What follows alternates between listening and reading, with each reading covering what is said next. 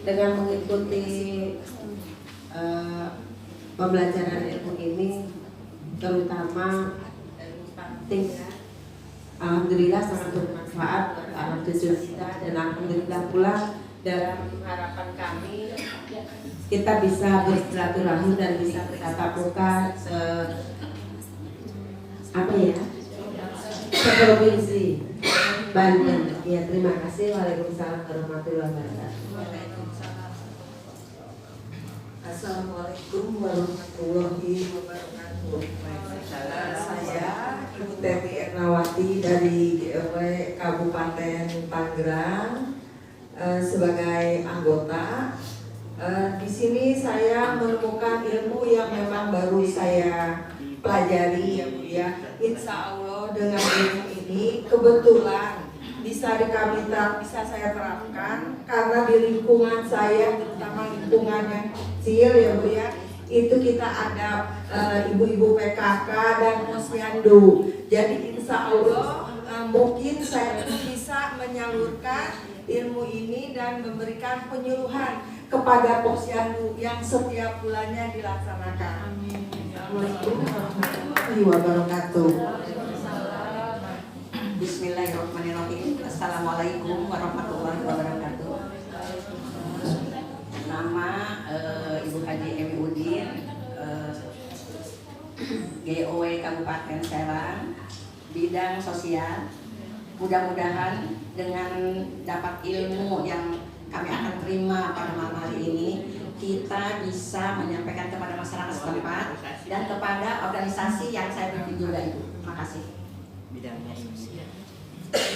Bismillahirrahmanirrahim. Assalamualaikum warahmatullahi wabarakatuh. Nama saya Emilia Wasi. Saya di GW sebagai GOW Kabupaten Serang sebagai anggota. Alhamdulillah dengan adanya acara ini, jujur buat diri saya sendiri, pengalaman saya pribadi mendapatkan ilmu yang sangat bermanfaat untuk diri saya sendiri, dan insya Allah nanti kedepannya akan saya sampaikan kepada lingkungan sekitar saya, karena memang di tempat saya itu daerah Warung Jauh memang rada tertinggal gitu. Kedepannya insya Allah mudah-mudahan bisa saya sosialisasikan kepada mereka tentang stunting. Motivasi saya ikut ini bisa menambah pengetahuan saya karena saya sudah punya cucu 6. Jadi menyemangati menantu saya. Itu saja. Assalamualaikum warahmatullahi wabarakatuh. Lanjut Ibu. Assalamualaikum warahmatullahi wabarakatuh. Saya Budina dari perwakilan dari GO Kabupaten Cirebon. Saya di GW sebagai di bidang organisasi. Motivasi ikut stunting ini mudah-mudahan ilmu ini bisa ditransfer ke masyarakat, karena kebetulan saya di organisasi juga kita punya kegiatan mengenai stunting juga, jadi kita nyambung Bu, mudah-mudahan kita bisa mengaplikasikan. Terima kasih. Assalamualaikum warahmatullahi wabarakatuh. Saya Saudari dari Kota Cirebon. Saya di bagian sosial organisasi GW. Saya juga di organisasi. Saya ingin sekali untuk menurunkan saya stunting dengan ilmu yang kita dapat. Assalamualaikum warahmatullahi wabarakatuh. Assalamualaikum warahmatullahi wabarakatuh. Waalaikumsalam warahmatullahi wabarakatuh. Nama saya juga Puspita Sari, saya di GW di bidang ekonomi. Harapan saya setelah mengikuti acara ini yaitu Banten khususnya zero stunting dan Indonesia bebas stunting. Itu saja. Terima kasih. Assalamualaikum warahmatullahi wabarakatuh.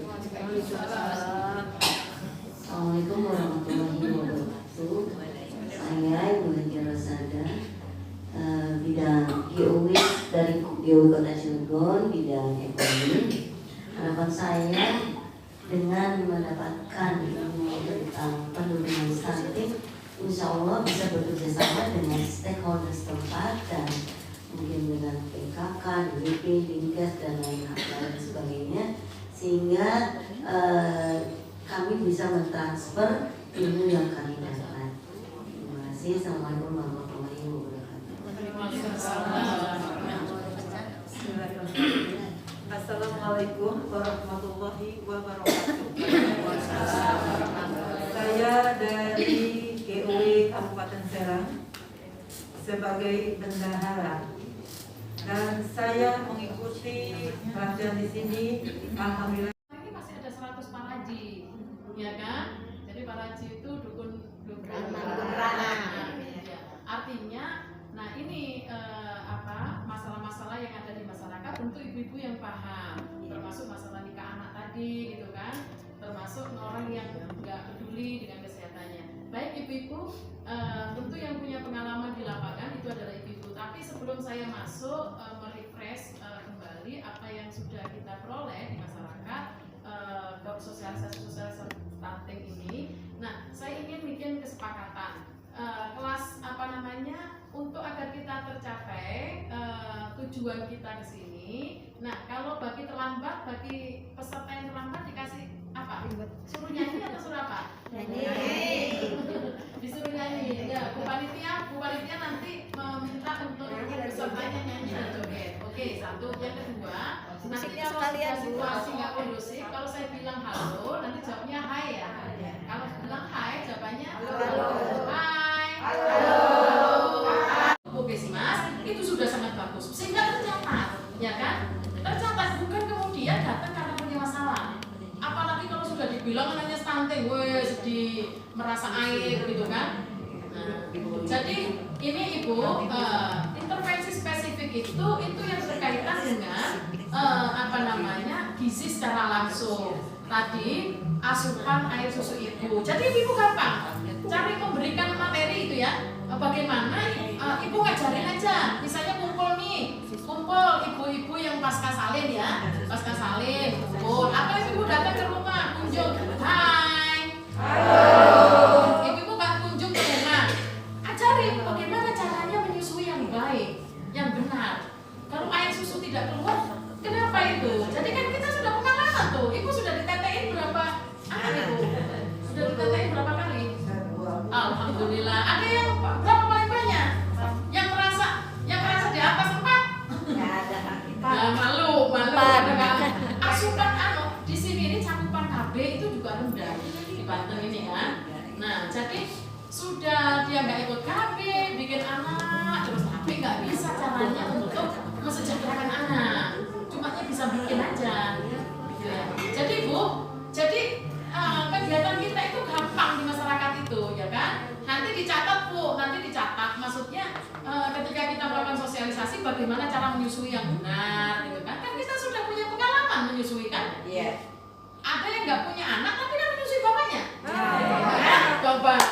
Nah, pengalaman ibunya itu pengalaman kita juga. Nah, jadi ini intinya Ibu, layanan spesifik ini bagaimana peran ibu-ibu itu bisa membawa anak-anak ibu hamil, ibu yang 1000 HPK tadi, ibu pasca salin dan baruta itu datang ke posyandu, datang ke puskesmas untuk apa? Untuk mendapat layanan. Nah, bagaimana ibu melakukan komunikasi besok materinya diberikan ya. Jadi intinya pulang dari kegiatan ini, ibu-ibu bukan lagi sebagai peserta gitu ya, bukan lagi sebagai peserta yang hanya mendengarkan, tapi ibu yang aktif, gitu kan? Nah, saya kok nggak percaya diri, kok nggak percaya diri gimana? Misalnya kan Rasulullah sendiri bersabda, baligu ayat walau ayat, sampaikan daripada aku meskipun satu ayat. Nah kita sekolah dari SD sampai perguruan tinggi berapa puluh tahun kita sekolah, masa satu ayat saja nggak dapat? Tadi semuanya lancar semua, bakat, semua berbakat menjadi penyuluh. Nah gitu kan.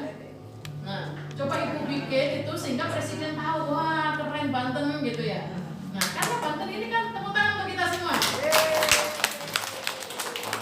Nah salah satu ibu-ibu, jadi Banten ini yang dekat dengan Jakarta, tapi yang paling tertinggal. Ya kan, di antara kota-kota satelit yang lain. Ya kan, di Banten ini masih ada hutan, masih ada daerah terpencil, terluar, terliar gitu ya. Itu yang suku Baduy itu kan. Banten ini terkenal sedunia gitu kan. Ya karena dia dekat dengan Jakarta, dengan ibu kota, tapi kok ada tertinggal gitu ya. Antik gitu. Dikunjungi bidan nggak mau, dikunjungi rumahnya nggak mau, tapi nggak mau juga ke Puskesmas, nggak mau juga ke posyandu gitu kan. Nanti kalau lahirannya punya masalah baru datang. Ketika datang dia nggak punya KTP. Jadi pasca salin itu artinya apa? Ibu-ibu ngajarin bagaimana memberikan ASI. Anak manusia itu harus dikasihkan susu manusia, bukan susu binatang, bukan susu sapi. Nah jadi ibu-ibu mau diajarin bagaimana cara menyusui agar biasanya ibu-ibu kan nggak mau tuh yang baru pasca salin kan, nggak mau menyusui karena air susunya kan susah. Nah ini air susu ibu ini ya, jadi bayi itu kalau misalnya ada inisiasi menyusu dini itu ya, IMD, bayi itu taruh di badan gini, terus kemudian dia akan mencari sumber kehidupannya. Ibu-ibu ajarin itu kepada yang baru lahir, yang baru melahirkan gitu kan, sampai dia berusia 2 tahun gitu. Jadi menyusu eksklusif. Nah, terus kemudian selanjutnya sasaran keempat itu adalah baduta, ya kan? Jadi baduta itu kan kita bisa bikin acara misalnya PMT makanan tambahan gitu ya Bu ya. Jadi ibu kumpulin di GOW, ibu-ibu kemarin 2 minggu lalu Muslimat NU itu mengumpulin ibu hamil se-Jawa. Sampai dapat rekor muri 12.000 ibu hamil mengkonsumsi zat besi gitu ya, sama mengkonsumsi protein. Nah, jadi kan bisa tuh. Nah, bisa ngumpulnya itu di posyandu, bisa di majelis taklim gitu ya. Nah, jadi ini sasaran kita. Jadi ibu-ibu ini diharapkan nanti pulang dari sini bukan hanya mendengarkan atau menjadi peserta, tapi ibu-ibu yang memberikan penyuluhan, ya kan? Nah, ini Bu, tadi apa yang harus disampaikan gitu kan? Nah ini ibu-ibu mungkin sudah sering dengar istilah tadi kan, ada 2 layanan untuk mengantisipasi mencegah. Kita hanya bisa mencegah Ibu, mencegah anak stunting itu dengan layanan intervensi gizi spesifik. Yang kedua, layanan intervensi sensitif. Jadi kalau gizi spesifik itu berkaitan dengan gizi kesehatan secara langsung. Nah ini tugasnya itu biasanya kalau di posyandu mengukur bayi gitu kan. Terus kemudian bagaimana ibu hamil yang kurang energi kronik itu mendapat tambahan asupan gizi. Remaja putri yang mengkonsumsi tablet darah gitu kan. Kalau ada orang kaya terus kemudian pengen bantu anak stunting gitu, pengen bantu. Itu bisa, dia bisa nyumbang gitu ya untuk ini namanya BAS. Bunda asuh anak stunting atau bapak asuh anak stunting, pernah dengar ibu-ibu? Nah, jadi ada juga namanya Dasyat, dapur sehat atasi stunting. Nah, jadi ibu-ibu misalnya nih bikin kegiatan sebulan sekali, bikin kacang hijau gitu ya. Nah, terus kemudian dibagikan kepada ibu-ibu hamil gitu kan. Itu ibu-ibu sudah berperan di situ, ya kan? Melaku berarti ibu punya Dasyat, nanti deklarasi misalnya bikin Dasyat ini GOW cabang-cabang ini desa kan, nanti dapur sehat atasi stunting gitu kan. Jadi bikin setiap minggu bikin kacang gitu, atau misalnya direbus telur gitu ya, disuruh makan sama ibu-ibu hamil gitu. Jadi ini kegiatan yang paling gampang karena apa? Karena ibu-ibu nggak usah nggak usah sosialisasi, orang dikasih juga mau kan. Tapi gini penyakitnya, kalau sumbangan mentah itu biasanya dijual kalau di Jakarta, ya kan? Nah, jadi gimana caranya itu dikonsumsi, ya kan? Nah, ini ibu lebih paham. Kalau dikasih uangnya buat beli pulsa, buat beli data, ya kan? Uang saja itu digadekan. Kan? Jadi gimana caranya? Ini ibu pikirkan. Gimana caranya bantuan masyarakat itu ya, itu bisa masuk ke mulut ibu hamil atau mulut baduta. Jadi dimasak. Nah, dimasak dibagi. Nggak mungkin dijual kan? Kalau dijual nggak laku kan Bu. Nah, jadi makanya disebutnya dahsyat dapur sehat atasi stunting ya. Nah, selanjutnya peran kader ormas. Nah, jadi peran ibu-ibu tadi saya lihat ibu-ibu sudah punya bakat melakukan KIE, komunikasi, informasi dan edukasi, yakni melakukan penyuluhan. Jadi penyuluhan itu bisa di majelis taklim, bisa di PKK, ya kan? Bisa dijadwal. Atau kalau ibu-ibu mau mengadakan penyuluhan kepada ibu hamil, bisa mengundang kami di Jakarta tapi via Zoom. Kalau kami datang. Jadi ibu-ibu misalnya di di kantor PKK gitu ya, atau misalnya di kantor DOW gitu, ibu pakai speaker gitu, kami bicara Zoom dari Jakarta. Sehingga bisa melakukan kegiatan banyak hal sekarang. Yang terhormat Ibu Pemateri, saya dari tadi menyimak ya dan berpikir terus ingin turut peran serta untuk mengatasi masalah stunting. Hanya yang saya pikirkan begini, saya sehari-hari beradanya di lingkungan kampus ya, saya sebagai tenaga pengajar, dan mungkin juga saya perlu sampaikan kepada mahasiswa saya sebagai remaja, namun saya masih bingung apa yang harus saya bahas materinya tentang apanya gitu. Kalau mungkin di PKK bisa izin buruk atau kepada ibu-ibu hamil dan menyusui, tapi kalau saya untuk ini kalau di dunia kampus kira-kira apa, itu saja barangkali. Terima kasih, semoga mungkin ini masukan dari Ibu nanti saya bisa terapkan. Terima kasih. Wabillahi taufiq wal hidayah. Assalamualaikum warahmatullahi wabarakatuh.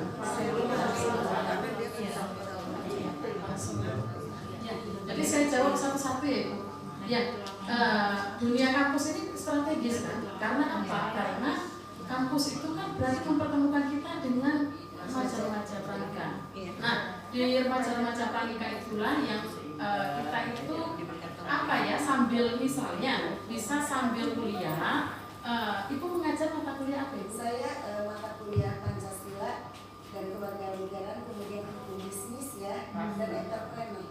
Baik, alhamdulillah. Jadi apalagi Ibu mengajar Pancasila kan, artinya disisipkan bahwa Ibu sampaikan saja bahwa ini ada pesan dari Perpres 72 tahun 2021. Jadi generasi ini kan kita sudah masuk bonus demografi, jadi harus menjadi generasi berkualitas. Generasi berkualitas itu generasi yang apa? Generasi yang dia akan menjadi pemimpin masa depan kan, yang mandiri. Caranya apa? Caranya dia tidak melakukan hubungan seksual. Karena ketika dia melakukan hubungan seksual pada saat pernikahan, ya pernikahan, pada saat dia masih kuliah, otomatis dia akan melakukan segala cara bagaimana menggugurkan kan. Nah ketika itulah konsumsi, maka yang dia akan mengurangi janinnya kan, baik itu kemudian menjadi disabilitas, kakinya menjadi Ibu bisa menyampaikan segala hal. Jadi artinya Ibu sampaikan aja pintu masuknya, apalagi Ibu mengajar Pancasila, moral Pancasila. Jadi moral ini apapun artinya, kita sebagai generasi kalau melakukan hal-hal yang di luar kaidah moral pasti akan menyesal, ya kan? Pintu masuknya bisa melalui sana, sehingga sebagai generasi itu dia akan sebagai mahasiswa dia akan menyiapkan diri, dia akan mawas diri bahwa itu sekalipun dia tidak melakukan itu bukan karena dia takut gurunya, dia takut orang tuanya, tapi dia tahu dampaknya, takut pada dirinya, karena itu menimbulkan semacam penyesalan gitu ya, rasa bersalah, dan orang yang pacaran atau orang yang melakukan hubungan sebelum pernikahan ya, itu otomatis dia tidak akan fokus, tidak akan konsen. Jadi Ibu bisa sisipkan seperti itu, karena konteksnya kan mereka kan sedang tumbuh-tumbuhnya, ya kan, hormon seksnya itu lagi tumbuh gitu loh. Nah bagaimana kemudian menyalurkan itu secara sehat? Karena kalau enggak, maka akan berdampak pada generasi yang stunting tadi, punya permasalahan kesehatan atau masalah disabilitas. Sasarannya tadi ini ya Bu ya, sasarannya ini, ya kan? misalnya remaja pranikah gitu ya, ibu hamil gitu. Nah kalau bukan ini, misalnya gini, ini kan kita mengatasi stunting yang di lansia, apa manfaatnya Bu? Lansia kan nggak mau punya anak lagi Bu, ya kan? Jadi kita sasarannya bukan lansia ya, ngurus cucu. Lansia sudah ngurus cucu. Yang kedua, kampanye perubahan perilaku. Jadi kampanye perubahan perilaku itu artinya apa? Artinya ibu-ibu itu bagaimana kemudian masyarakat itu dari yang tadi anaknya diet, kan ini persoalannya masalah stunting ini kan senyap. Tidak diketahuinya nanti usia 30 tahun, 40 tahun. Maka mereka masyarakat itu kan makan itu orientasinya kenyang, ya kan? Yang penting kenyang, gizinya kurang gitu loh. Gimana cara merubah mindset masyarakat? Nah, ibu-ibu coba pikir bagaimana caranya masyarakat itu mau bikin yang tidak punya KTP mau punya KTP. Nah, nikahnya aja di bawah tangan, nikahnya aja nikah siri gitu. Nah, kenapa kalau dia nggak punya KTP dia nggak akan dapat layanan di posyandu, di puskesmas gitu ya, terhambat. Jadi ini tugas ibu-ibu. Yang ketiga, melakukan bimbingan untuk keluarga berisiko stunting. Keluarga berisiko stunting tadi yang saya sebutkan empat ini ya Bu ya. Ini keluarga berisiko stunting, ya kan? Jadi yang punya risiko stunting inilah yang dicegah oleh kita. Nah, ibu-ibu melakukan pendampingan cara cara menyusui yang baik gitu kan, dan lain sebagainya. Kemudian bagi ibu-ibu yang aktif di posyandu, di PAUD itu bisa memberikan layanan gitu kan. Layanan apa? Tadi layanan mulai dari KIE, mulai dari penyuluhan atau penimbangan bayi. Semua yang bertugas di posyandu menjalankan layanan. Kemudian juga merujuk keluarga berisiko stunting dari masyarakat rentan. Maksudnya apa? Maksudnya kalau misalnya dia itu orang miskin, bisa dilaporkan ke kepala desa untuk mendapat bantuan. Ya kan? Ini semua sudah ada program ini di pemerintah daerah, ya kan? Nah, jadi semuanya memang sudah menyatu. Alhamdulillah sudah selesai. Nah, baik ibu-ibu itu pengantar dari saya. Jadi gampang kan yang kita rangka karena kita semua sudah punya bakat untuk memberikan penyuluhan. Mohon maaf atas segala kekurangan. Wallahualam. Assalamualaikum warahmatullahi wabarakatuh.